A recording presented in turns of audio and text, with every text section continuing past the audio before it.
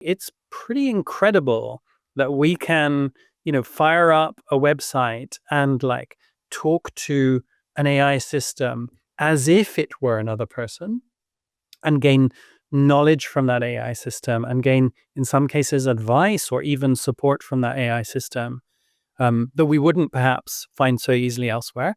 I do think that's kind of miraculous and we should celebrate it. Um, that being said, kind of like, of course, we should do it with our eyes wide open. Hi, I'm Tamara, and this is TELUS Talks with Tamara Taggart. Artificial intelligence is already changing how we live and work. Oxford neuroscientist Christopher Summerfield explores what AI systems can really do. We look at the ways AI can be helpful in daily life, the concerns it raises, and what the future could look like. AI is opening new doors while challenging us to decide how we want to use it. I hope you enjoy the conversation. This podcast is brought to you by TELUS Smart Home Security. Secure, simplify, and easily monitor your home from anywhere using the Smart Home Security app. Visit telus.com/smarthome-security to learn more about Canada's most trusted security provider. Hi, Chris. It's so good to see you. It's lovely to be on the show. Thank you so much. So you have a new book, came out earlier this year, called These Strange New Minds, How AI Learned to Talk and What It Means. Oh, boy. We only have about 25, 30 minutes, so I don't know how we're going to tackle that question. For anyone listening that really doesn't know, and I don't know if any of us know, what is AI? So AI is really it's a way of using computer code to do clever things that we humans would be able to do, and now we're training computers to be able to take up the mantle and do too. So AI is everywhere today. So you probably interact with AI all the time without knowing it. If you own a smartphone, then lots of the applications in your smartphone will be using AI to monitor the data that they're receiving. When you drive your car, you might pass under a camera which is using automatic number plate recognition, and that number plate recognition system is going to be powered by AI. Of course, since about 5 years ago, we have a new generation of AI systems. These are AI systems that live in websites, and they're quite remarkable because for the first time, they're AI systems that can not only kind of like process images or kind of process data, but they can actually respond to us in the language that we speak to each other. So they can respond to us if you're an English speaker in English, and they actually can speak a whole variety of the world's languages. And the underlying technology which powers all of those things is actually the same. It's basically computer code that is applied to data and used to do clever stuff. So I'm just an average gal who, and I want to understand it in simple terms. And I feel like you just explained it in simple terms, but it feels so impossible to understand because I just pick up my phone and I can ask it something now and it has all these answers.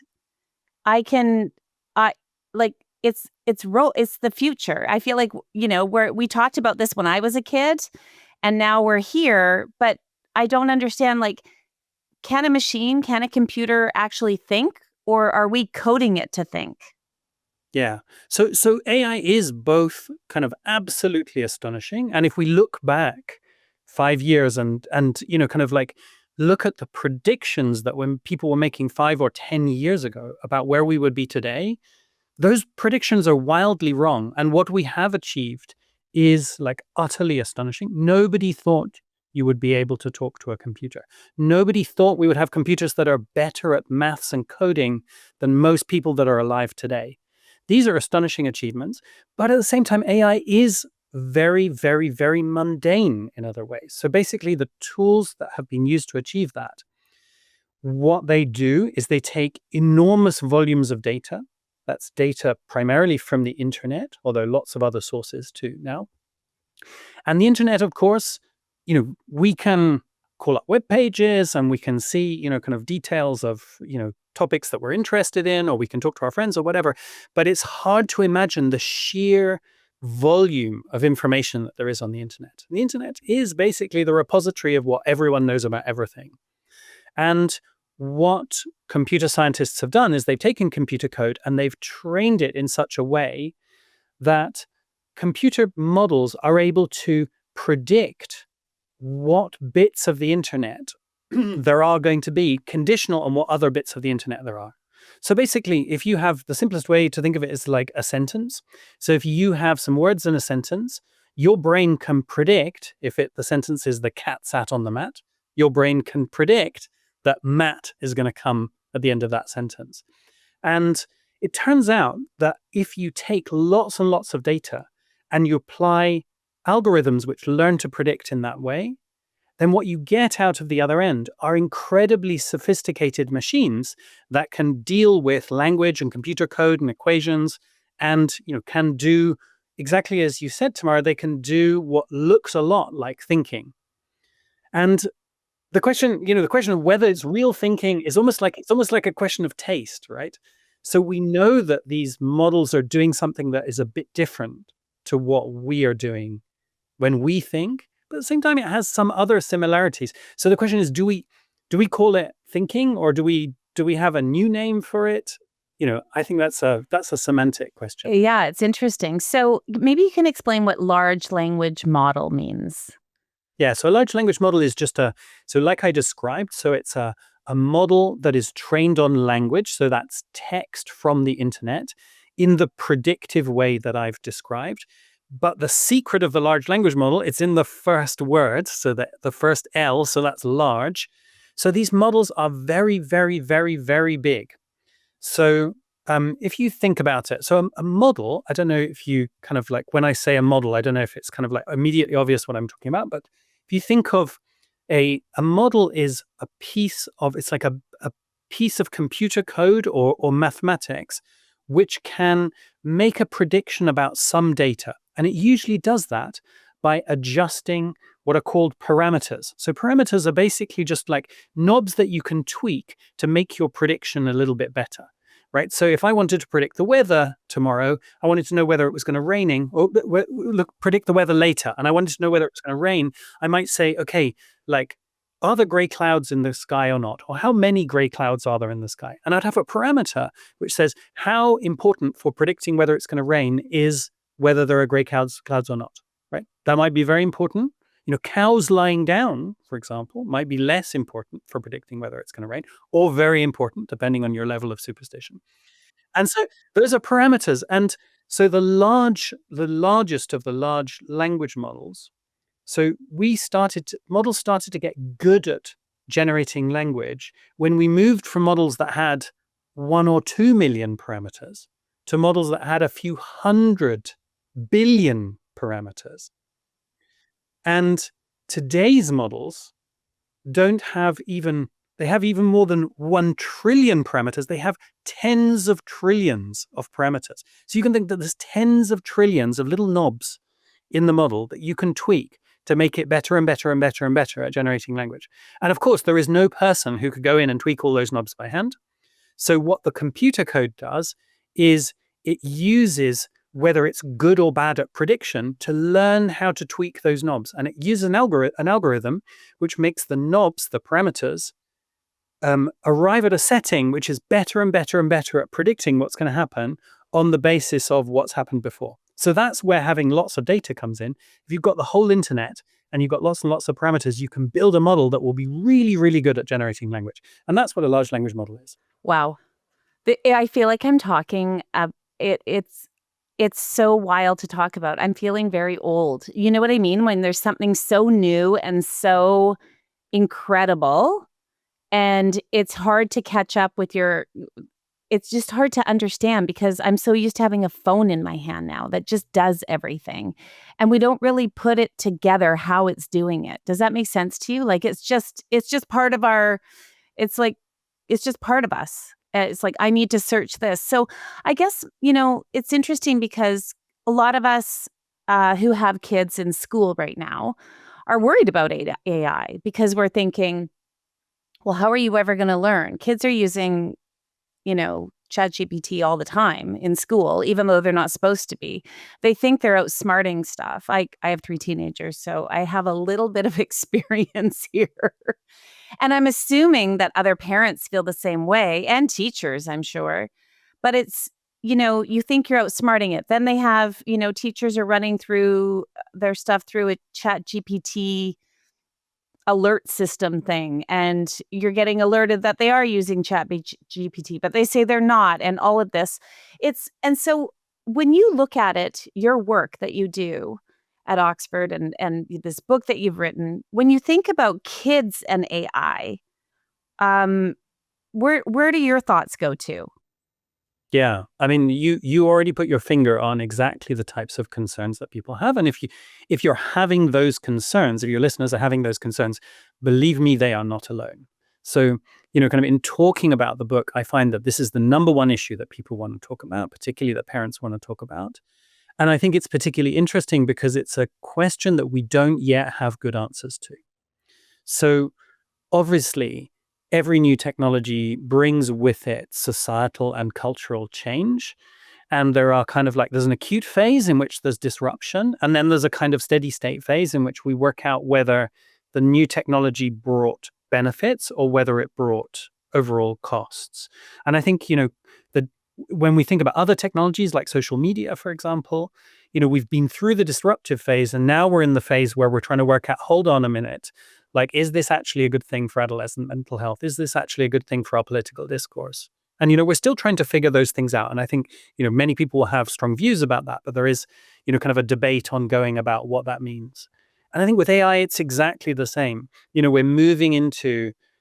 going through this period of disruption in which suddenly we have large scale changes in how people are seeking information. We have large scale changes in which about how people are engaging in mundane tasks, including like both work and training and study for kids in schools. And so we're still trying to figure out what the consequences of those changes are. And I think, one way to think about it is as follows.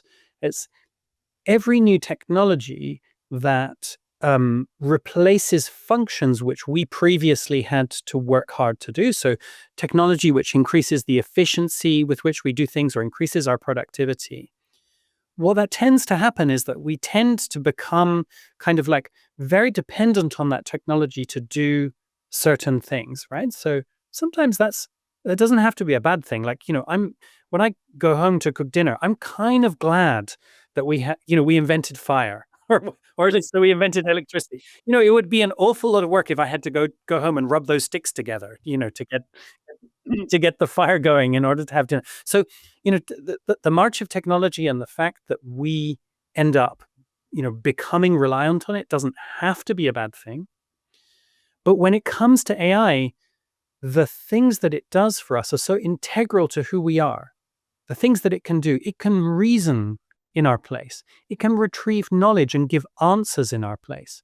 It can replace social others, so it can behave in ways that are as if it was a friend or someone who's supporting us emotionally.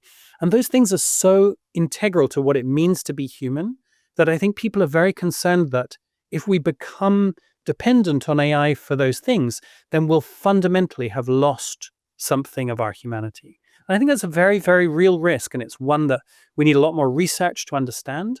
And of course, we need a lot more public awareness and awareness in our our policy making to think about this issue and what we can do about it.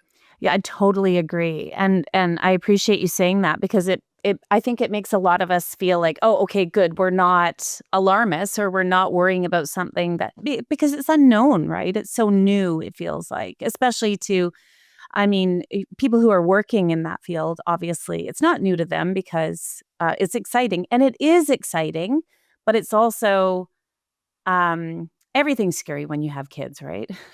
You worry about everything. Of course you do. But it is a legitimate.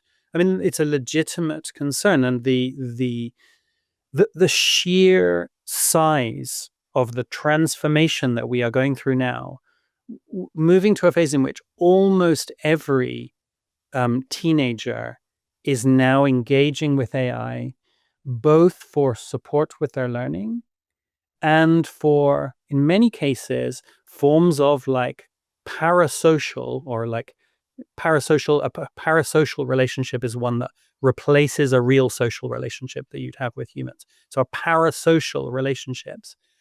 And, there are statistics which are really very concerning. We know now, for example, that the average user on at least one of these sites that you can go to kind of chat to AI and where they pretend to be your friend, the average user is engaging with those sites for more than 100 hours a month. So that's a really significant volume of time that people are spending in that type of activity. And you ask yourself, like, what is it displacing? Like, what other activities would those, and some of them may be adolescents, because there aren't always excellent age controls on these sites. What sort of activities is that displacing, and what are the consequences for the way that the way that people are spending their time, for their mental health and for their learning, especially for younger people? That's a very legitimate concern. Yeah, and I've heard, people say, "Oh, my teen is told me they're using it to they tell them how they're feeling and their problems, and then the AI, like gives them, look at me, I sound so old, the AI, it's your friend, and I'm using that in quotations, right? Like giving you advice, giving you whatever. And I guess it goes along, as you said, with every new thing, right? It's like, and I can't imagine being a teenager with a phone, right? I mean, I was a teen in the 80s. Like a phone was the farthest thing. This is all crazy talk, what we're talking about right now compared to the 80s. If I had a phone or, access to all of, AI and all of that, I wonder how different my teen years would have been. And so I think as older, people, I say that, lightly. We had a different upbringing, and it's so interesting to watch it and learn about it at the same time your kids are learning about it. Am I making sense to you? Totally. And I feel exactly the same tension. Of course, there's parts of me that is like, hold on, this is so weird and must be concerning and wrong.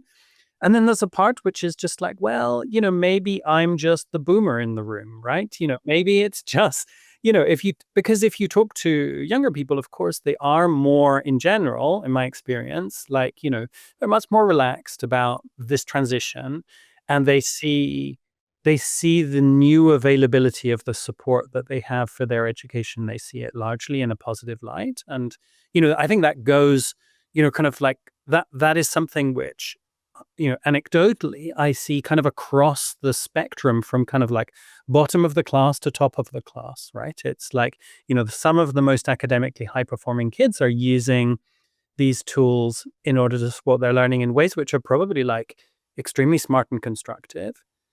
On the other hand, you may have kids who are using it to kind of like scrape through courses that, they wouldn't otherwise succeed at. And, you know, maybe that's good in the short term, but maybe there are costs in the long term in terms of like, have they really grasped the material that they then need to know when they go on to do further study or go on into the workplace? And we just don't know what the consequence of outsourcing, like, basically our biggest strategic advantage. Like, if you line us up, right? Kind of like there's humans, and there's other primates, and then there's other mammals, and then there's all the rest. And like, our thing, it's like kind of this cognition thing. Like, that's kind of the thing we're gonna suddenly we're like, okay, let's not do the cognition thing. Let's get computer code to do it. And like, we just don't know what the consequences of that are. And we should be thinking about it a lot. Yeah, no, it's such a good point. So on this podcast, a conversation I had with a lung cancer researcher. So he's an oncologist who's been, here in British Columbia for working on lung cancer research for years, his entire career. And we talked about AI and how they're using it in cancer care, cancer research.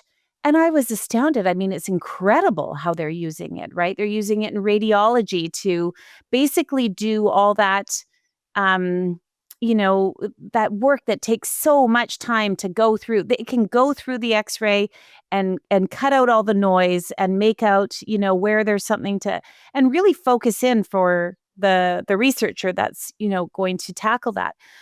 And I was astounded, like, that's incredible. And so we do know that AI is being used for unbelievable things that will move us forward, that will change our healthcare, that will change all kinds of things for us in a positive way.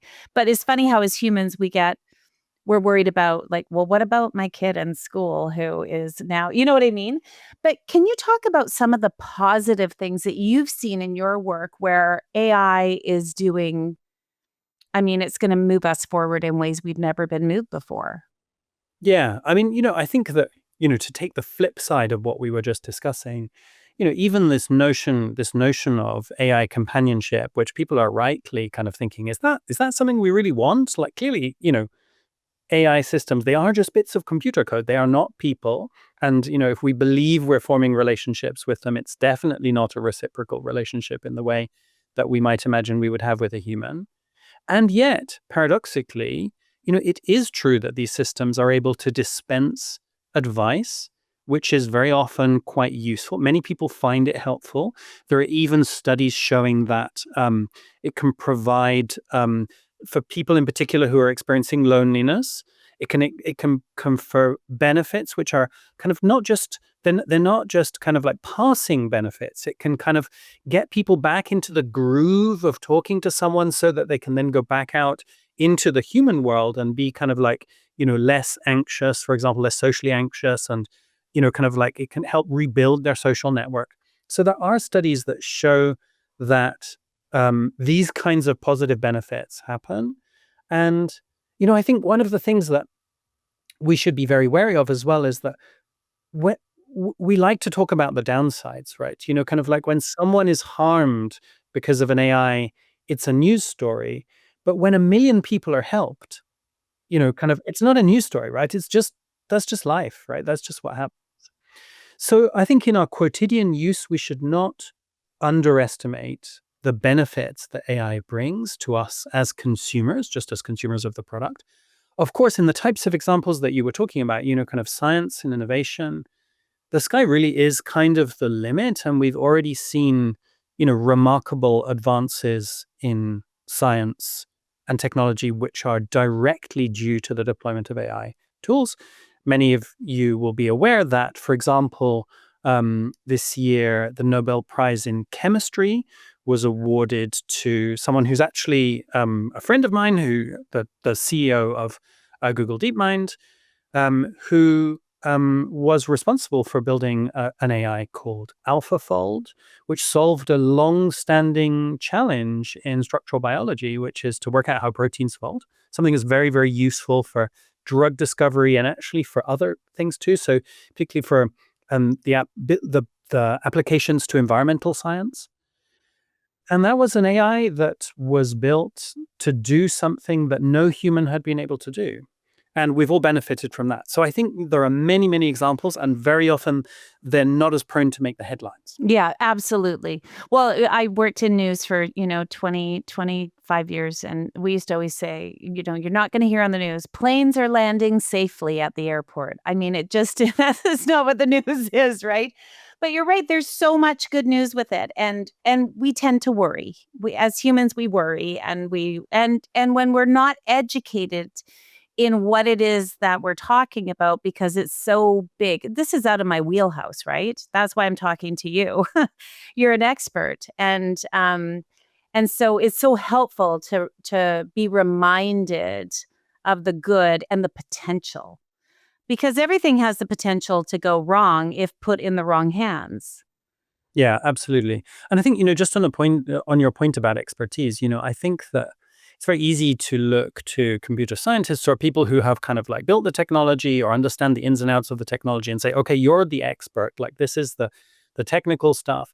But we have to think of AI as it is being deployed today in the world. This is not just a technical problem. It is a socio-technical problem, which means that the impacts that we need to study and understand are not only owing to the properties of the models themselves. They're not like what that computer code says.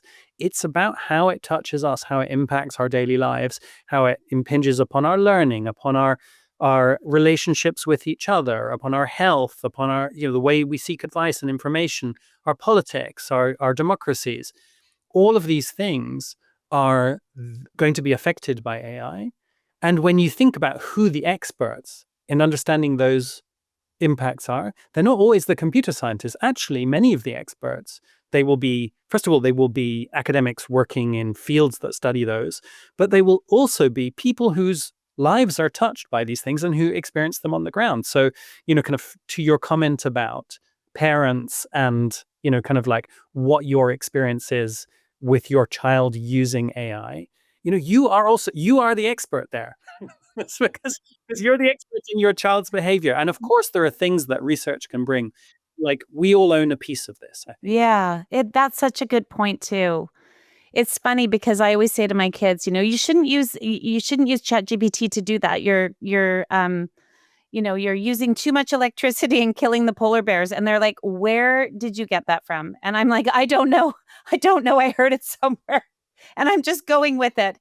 And it's like, it's funny, right? Because it's funny, but not funny because we're always trying to gather information about the things that your kids are doing, no matter what it is. And so you hear one thing, like I heard that, using Chat GPT or AI uses an enormous amount of electricity, and we can't sustain that as a community, a worldwide community. It's totally true. So the consumption of electricity by the large data centers that power these kind of like very, very big models, which are being used by hundreds of millions of people. So obviously the models are big, but like the models are, of course, serving lots and lots of people because these tools are rolled out worldwide. They have hundreds of millions of monthly users. We don't have 1 billion users yet, but we're not far off it. The silver lining to the electricity story is, of course, that in theory, it is electricity that we need and not oil.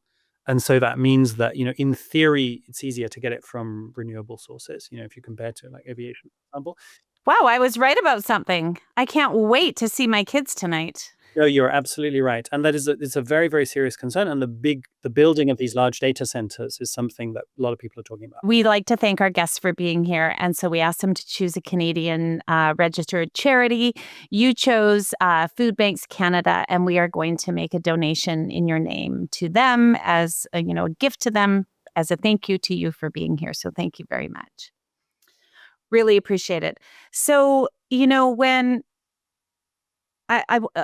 as we finish up, I want to talk about your book, but I do want to say one more thing. So, I was talking to my brother the other day and he was Googling something while we were talking but he didn't Google it. He said, I'm just going to ask ChatGPT about, we were talking about insulin and I said, don't do that. I said, just Google it, just search it. And he goes, Google's dead. It's all AI now. And I was like, oh my gosh, we can't sustain this electricity. And then I go on this thing. He goes, you don't know what you're talking about. And I'm like, I think I do now after talking to you, know what I'm talking about. Do you think that AI will replace things like a search on, like you would use Yahoo or Google or any of these searches? Yeah, it's funny, isn't it? So, kind of, I think that we're prone to see sort of search and AI as kind of like competing vehicles, like you can choose between search or AI. And that's kind of true at the moment. But it's also kind of true that rather than them being alternatives, what's actually happening is that they're kind of merging into one. So many of you will have the experience that if you search for something on Google, of course, you get like a list of web pages as you would usually do, and you can choose what to visit. But you also get kind of a snippet at the top, especially if you use Google, you'll get a snippet or Bing. I think the other search engines are doing this too, which is called an overview. And AI overviews, those overviews are, of course, generated by AI. So in actual fact, rather than search kind of like dying, I think what's happening is that AI is becoming integrated into it as AI becomes integrated into everything else. And I think it's just symptomatic of the world that we live in, that there are many things that will benefit from some form of kind of like automation. And now we have the capacity to do that. So we are doing it. And I appreciate those overviews because they usually give me the answers that I'm looking for. It's so interesting. They're not always 100% reliable. Good to double check. I think the AI overviews, I think that a lot of the kind of consumer facing language models that you can interact with, like you mentioned ChatGPT, but there's also Gemini and Claude.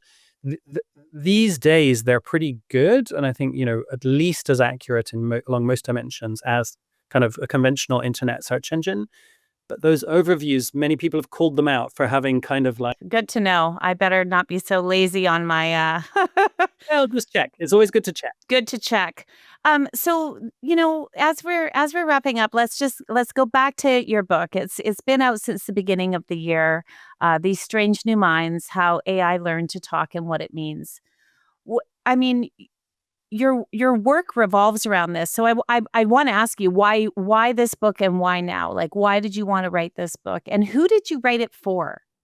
Yeah, so I wrote it for everyone who is kind of encountering or using AI for the first time over the last few years, and who is asking exactly the kind of questions that you posed today. So, we're moving from a world in which AI was something that people only interacted with kind of like in films, right? Kind of this was like, there was like robots and, in films and it was something completely sci-fi. And over just a kind of a few short years, really a question of like 36, 48 months, we have transitioned to a world in which like literally, kind of like 10% of the world's of the planet are using AI in some way or another, and probably more, without knowing it. So obviously people have questions. So I wrote the book in particular because I have a kind of unusual career trajectory where I have worked both in as a neuroscientist, so understanding how brains work in general. I've also worked in AI research itself, like building AI, and I've worked as part of government, trying to understand what the impacts of AI are and what we should do about it. So there are lots of experts in AI, and there are lots of great books in AI, and I encourage you to read lots of them. But there are probably very few that have those three different perspectives. The kind of like, what is it and is it thinking perspective? The kind of like technical, how does it work perspective? And the kind of like, what does it mean for you and me perspective? And that's what the book tries to bring together. I love it. I love it. And it's available where everybody finds their favorite books, online or at your bookstore. And, I always try to look on the bright side. And I know you have lots of bright sides, because there are a lot of bright sides with what we just talked about, for sure. But when you think about the bright side of your work, what is that?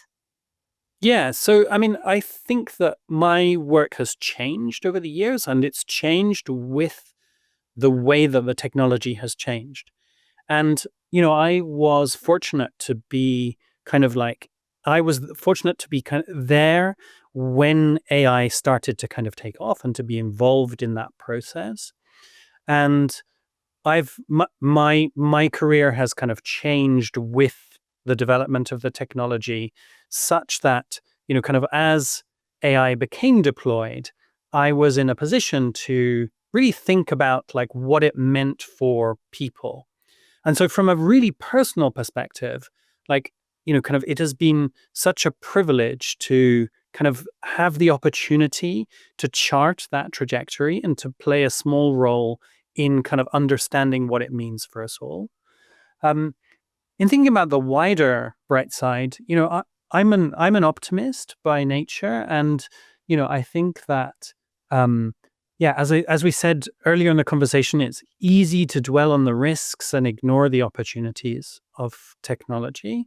And I think that what we should all do is kind of like step back and say, kind of actually, it's pretty incredible that we can fire up a website and like talk to an AI system as if it were another person, and gain knowledge from that AI system, and gain, in some cases, advice or even support from that AI system that we wouldn't perhaps find so easily elsewhere.